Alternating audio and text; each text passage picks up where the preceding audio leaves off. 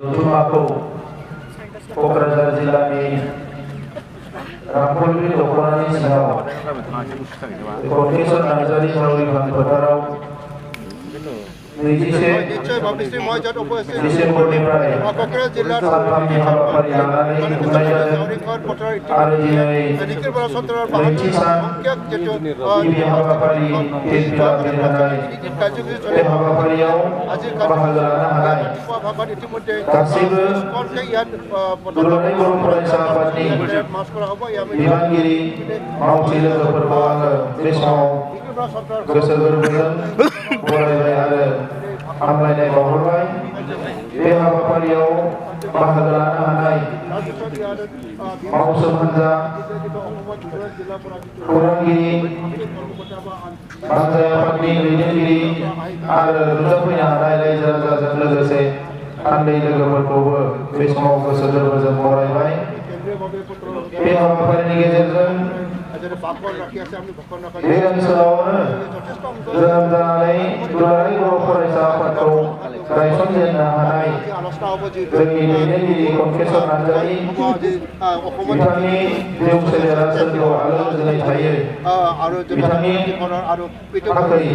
अबंलावरिनि खाथियाव आर'ज गाबबाय। बे हाबाफारिनि गेजेरजोंनो बड'फा उपेन्द्रनाथ ब्रह्म आरो थांनाय गोलाव समाव बड'लेण्ड सोमावसारनायाव मुंख्लं जालांनाय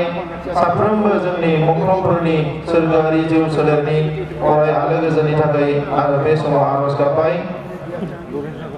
तामान गोनां रायजोफोर, जोङो दिनै बयबो गोग्गानाय मोनदों जे बे आफाद दुलाराय बर' फरायसा आफादा 52 बोसोराव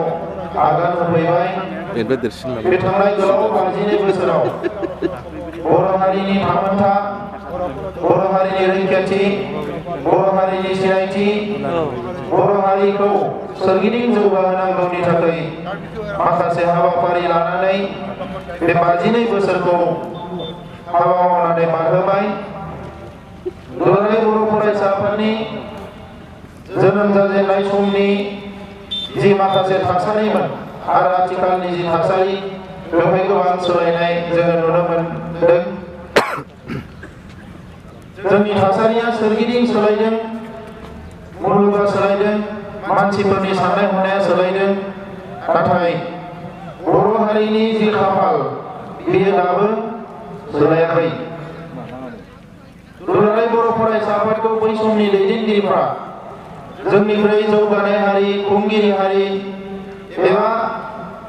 जायफोरखौ मेनस्ट्रिम होननानै बुङो बै हारिफ्रा सोबख'नाय, गादबनाय, नासयनाय, थगायनाय बेबायदि थासारिनिफ्राय उदां खालामनो थाखाय मोनसे जांख्रिखांनाय लाबोनो, मोनसे रिभलिउसन लाबोनो थाखाय मेंनाय गैया, गिनाय गैयाजासे हारिनि हाबा मावनो थाखाय बै समाव दुलाराय बर' फरायसा आफादखौ जोनोम होदोंमोन। जोङो दुलाराय बर' फरायसा आफादनि जारिमिनखौ नायोबा नुनो मोनो जोनोम जाजेननाय समाव जिफोर थासारिजों मोगा मोगि जानांदोंमोन बे थासारिया दाबो जोंनि मोखां सिगाङाव दंबाय थायो। दा बेनिखायनो सोरगिदिं मुलुगा सोलायदोंब्लाबो, थासारिया सोलायदोंब्लाबो जोंनि हारिनि खाफाला सोलायाखै होननानै आं बुंदों। तामान गोनां रायजोफोर, सासे मानसिनि जिउआव, मोनसे फेमिलियाव, न'खराव, मोनसे समाजाव, मोनसे रायजोआव, मोनसे हादोराव गोबां रोखोमनि जुजिनां थासारिफोर फैयो। जुजिनां थासारिया उजिनायनिफ्राय जोबजासिम थायो। नाथाय बे थासारिखौ जोङो मोगा मोगि जालांनो हायाबा जोङो थावरिनानै थानो हाया। दा बेनिखायनो बे थासारिजों मोगा मोगि जानोनो थांनाय 52 बोसोराव दुलाराय बर' फरायसा हागौमानि सोलोंदों, नाजादों आरो गोब्राब हाबा मावनानै बे थासारिखौ सोलायनानै बर'खौ बुहुमाव मोनसे गेरेमसा हारि एबा गेदेमा हारि महरै दानो हाबा मावबोदों। दिनै बे 52 बोसोर दुलाराय बर' फरायसा आफादनि बे समाव जाय दुलाराय बर' फरायसा आफादनि मिरुनि, जिल्लानि, दख'रानि इउनिटनि बिबानगिरि जानानै दङ आरो गुबुन गुबुन कलेज इउनिभारसिटिफ्राव दिनै शिलं इउनिट, दिल्ली इउनिट, गुबुन गुबुन इउनिटफ्राव जायफोरा बिबान लानानै दङ, आङो जोंनि बे गासैबो दैदेनगिरि मावथि लोगोफोरखौ आं खावलायनो सानदों जे बर' हारिया उदां जागोन बर' हारिया गेरेमसा जागोन बर' हारिया गेदेमा हारि जानो हागोन बर' हारिया बुहुमाव मोनसे गोख्रों मोनसे एम्पावार्ड जाथि जानो हागोन जोंनि हाबा मावनायनि सायावसो जोङो गोख्रों हाबा मावोबा गोब्राब हाबा मावोबा हारिया जौगागोन आरो जों हाबा मावाबा हारिया जौगानाय नङा दा बेनिखायनो आथिखाल थासारियाव बुहुमनि साननाय हनाया सोलायनाय लोगो लोगोनो गोदान गोदान नलेज गोदान गोदान आइडियासफोर जेरैबायदि फैदों बेजों जोङो गोरोबफालांनो हानांगोन जोङो दिनैनि भिराव दिनैनि क्राउडआव आन्दायबाथाय जोङो जौगालांनो हानाय नङा दावगालांनो हानाय नङा दिनै जोंनि मोखां सिगाङाव गोबां चेलेन्जेस फैदों जोंनि नसुंसेराव रायजो जानाय हारिफोरनि साननाय हनाया जोंनि फारसे मोजां नङा बिथांमोना गावबा गावनि खोथाखौ सानदों जेरै जों सानदों बिथांमोनाबो गावनिखौ सानखागोन बेखौ लानानै जोंहा खर' सानानै जेबो लाब गैया गुबुन हारिया जों गावनि हारिनि थांना थानायनि खोथा सानदोंब्ला बिथांमोनाबो गावसिनि हारिनि थांना थानायनि खोथा सानगोन नाथाय खोथाया जाहैबाय बड'फाया बुंनाय बायदि लिभ एन्ड लेट लिभ बे मोन्थोरखौ लानानै बयबो आवगायलाङोबा जोंहा जेबो साननांगौ गैया नाथाय माखासे हारिफोर दङ जायफोरो गावसोर थांना थानो थाखाय मालायखौ फोथैनो नागिरो आं थांना थानांगौबा नों थैनांगोन बेबायदि मोनसे सिन्थाजों बेबायदि मोनसे आयदा लानानै बिथांमोना दावबायो बेवहायसो जोंहा साननांगौ जानानै फैयो दिनै आसामनि जे असमिया हारि बिथांमोननि साननाय हनायाबो बेबायदिनो थांनाय 50 बोसोराव आरो दासिम बिथांमोननि साननाय हनाया जेबो सोलायाखै मैया जोङो नुनो मोनदों आसाम सरकारा जि मोनसे गेपनि सोमावसारनाय जादोंमोन दिनै सिटिजेनशिप एमेन्डमेन्ट एक्ट जाफैबाय बे एक्टखौ सोलायनायनि थाखाय जि मोनसे सोमावसारनाय फैदों बे एक्टखौ बोखारनो थाखाय बेवहाय गावसिनि हारिनि मानसिफोरखौ गोजोन होनो थाखाय माखासे बिथांखि लादों गुबुन गुबुन हारिफोरनो अट'नमास काउन्सिल होदों डेभेलपमेन्ट काउन्सिल होदों बेवहाय जोंहा बारा बुंनांगौ गैया बै हारिफ्राबो जौगानायनि मोन्थाय दङ नाथाय दिनै आरोबाव मोनसे बिथांखि लादों बे जाहैबाय असमिया रावा जेरैखि जाया थाखो 10 सिम गासैबो मिडियामनि फरायसाफ्रा फरायथारनांगोन होननानै बेवहाय बिथांमोना बुंदों बराक भेलि बिटिसि आरो हिल्स ओनसोल बेवहाय माने बेयो इमप्लिमेन्ट जानाय नङा होननानै बुंदों नाथाय बेराफारसेथिं बिथांमोना बुंदों जे गासैबो फरायसालियाव बियो इमप्लिमेन्ट जागोन आं दिनै बिथांमोनखौ सोंनो नागिरदों बेवहाय बे आसाम हादोरसायाव असमिया रावाल' थांना थानायनि मोन्थाय दङ नामा गुबुन रावा थांना थानायनि मोन्थाय गैया नामा दिनैनि थासारिया मोजां नङा पानी अलग दीजिए पानी गासैबो साइडनिफ्राय गासैबो बिथिंनिफ्राय गावबा गावनि एजेन्डाखौ लानानै हारिसाफ्रा जावरिखांदों गावबा गावनि खामानिखौ मावदों बे समाव फेसबुक टुइटार टिभि मिडियाखौ नुनानै थांखि लायोबा जानाय नङा बर' हारिया सोबख'जानाय नासयजानाय गादबजानाय हारि थांनाय 52 बोसोर दुलाराय बर' फरायसा आफादनि जारिमिनखौ नायोबा जों नुयो बे गोलाव समाव 30-40 बोसोराव बिएलटिनि सोमावसारनाय एनडिपिनि सोमावसारनाय बे मोनसे सोमावसारनाया ओरैनो फैयाखै गादबजानाय सोबख'जानाय नासयजानाय मालायजों लैलै सैसै खालामजानाय मोजां दिनै सोलोंथाइ मोनै जौगानाय मोनै जोंनि राव थुनलाइ हारिमुनि फारसे बिमा बाथुलनि नोजोरजों नायनाय गावनि हायावनो जोंखौ नैथि थाखोनि नोगोरारि बायदि बेबहार खालामनाय आसार खान्थि दिन्थिनायनि थाखायसो जोंनि मानसिफ्रा सोमावसारबोनो गोनां जादों दा बेनिखायनो जोङो बावनानै थांनो मोननाय नङा बे खोथाफोरखौ गोसोआव लाखिनांगोन जोंनि दुखुनि समाव जोंनि खैफोदनि समाव जोंनि गोब्राब संग्रामनि समाव सोमावसारनायनि समाव बै हारिफ्रा जोंनि जानानै आय होनफैग्रा रावबो गैया बिथांमोना दिनै बर' गावना बर' मोनसे हान्जा दानानै बर' हारिनि सोमावसारनायखौ धंस खालामनायावसो बिथांमोना दिनै मुखुब जादों दा बेनिखायनो दिनै आसामाव जि गेपनि सोमावसारनाय जादों बिनि सोमावसारगिरिफोरजों जोङो रायलायबाय थादों हानायमानि जोङो बिथांमोनजों जोंनि गोसो गोरबोनि जोंनि साननाय हनायखौ फोरमायनो नाजादों नाथाय जोंनि ओनसोलाव जों अर सुफिननो नागिराखै जोङो बेसे गोबाव अर सुनो जों बेसेबां बेबायदि दुंदुं आबहावायाव थानो बेबायदि दुंदुं आबहावायाव थानानै जोंनि गोसोआनो दिनै सोलायलांनो हमबाय दिनै मुलुगनि ओरैबायदि मोनसे बादायलायनाय फैदों साइन्स आरो टेक्न'लजिनि बादायलायनाय बे कम्पिउटारनि जुगाव जोंनि साफ्रोमबो लाइमोनफ्रा लेखा गोरों जानांगोन टेक्न'लजिखौ गोरों जानांगोन जोंनि लाइमोनफ्रा दिनै साख्रि बाख्रि मोननांगौबा गावनि आथिङाव गसंनानै संसार जानांगौबा गोजौ सोलोंथाइ लानांगोन डाक्टर इन्जिनियारनि अनजिमाया बांनांगोन आईआईटी फरायनाय एमबिए फरायनायनि अनजिमाया बांनांगोन रिसार्च स्कलारनि अनजिमाया बांनांगोन मुलुगनि गुबुन गुबुन जौगानाय थासारिफोरखौ जोंनि ओनसोलावबो लाबोनो हानायनि थाखाय धोन सोरजिनांगोन दा बेनिखायनो आं खावलायगोन जोंनि एबसुनि मावथि लोगोफोरखौ दिनैबो जोङो बड'फा मिसननि गेजेरजों जौ जुवानि खोथा बुंनो गोनां जादों उन्दै बैसोआव हाबा जानायनि बायदिसिना थासारिजों लानानै जुजिनो गोनां जादों मानगोनां मावथि लोगोफोर जोङो नोजोरखौ गोख्रों खालाम मोनसे खामानिखौनो खनले खनले जाहाथे मावबाय थानो गोनां जाया मोनसे जोलैया मोनसे थासारिखौ फोजोबनानै थांनांगोन जोंनि जोलैनि उनाव जोलै फैदों गोदान गोदान आथाल फैदों नाथाय एखे थासारि बै बड'लेण्ड आन्दलन समाव साजेननाय समावनो जौ जुवानि खोथा बुंदों खोमसि फोथायनायनिफ्राय गोजानाव था होनदों लेखा फरायनांगौ होननानै बुंदों आरो दिनैनि आथाला दिनैनि जोलैयाबो एखे खोथाखौनो बुंबाय थानांगौबा हारियाव सोलायनाया माला फैगोन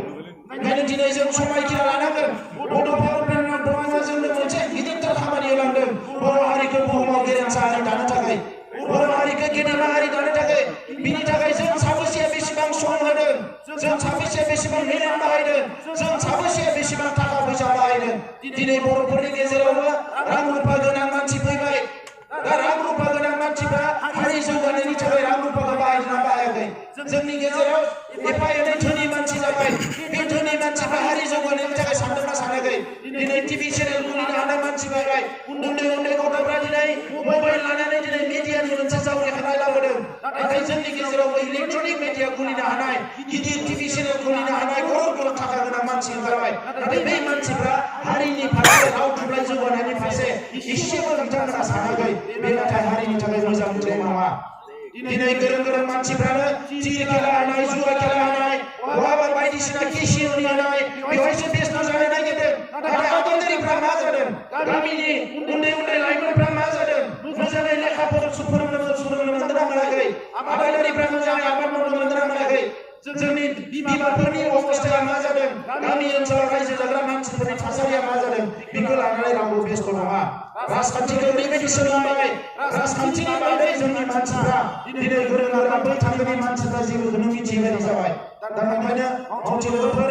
जोङो मिशन क्वालिटि इडुकेसननि जे हाबाफारि बेखौ दोनथ'नो मोननाय नङा बेखौ गोख्रोङै मावलांबाय थानांगोन बड'फा मिशननि गेजेरजों लाइमोनफोरखौ सांग्रां खालामनाय जौ जुवा बन्द खालामनाय गासैबो बिथिङाव हारिखौ सांग्रां खालामनाय बे हाबाफारिखौ लांबाय थानांगोन दा बेजों लोगोसे दिनैनि समाव बयबो मिथिनो लुबैदों बर'नि सोमावसारनाया मा लामाजों थांदों मानगोनां रायजोफोर बड'लेण्ड मोननांगौआ जोंनि मोन्थाय नाथाय बड'लेण्डखौ होनाया सरकारनिसो थांखि आरो सरकाराव जायफोर सुबुङा जिरायनानै दङ बे सुबुङा जोंनि बिदा फंबाय नङा बै मानसिफ्रा जोंनि बिमा बिफा नङा बिथांमोना दिनै गावसोरनि उदैयाव दङबा गावसोरनि मोननांगौखौ मोनजोबबासो मालायनिखौ सानो दा बेनिखायनो जोङो थांनाय समफोराव जोंनि सोमावसारगिरिफ्रा जोङो बयबो बे खोथाखौ बुजिबोनानै जोङो माखासे खामानिखौ एखेलगे मावदों मोनसेया जाबाय सोमावसारनाय मोनसेया जाबाय सावरायनाय दा दिनैनि समावबो जोङो सोमावसारनायनि अनगायै जोंनि हारिया गोदोनिफ्रायनो जेबो मोनबोआखै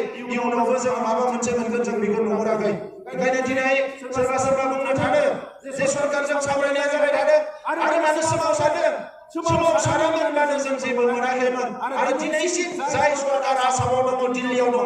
जों फोथायनो हानाय जोंनि सरकार नङा बिथांमोना जोंनि बिदा फंबाय नङा दा बेनिखायनो सोमावसारनायाबो थांबाय थागोन सावरायनायाबो थांबाय थागोन सरकारनि मानसिफ्रा जोंखौ माबा माबि बुंनानै दिनै गोसोखौ एखनबा बोनो नागिरो माबा माबि थफ्ला जासियो बिथांमोना ओरै लादो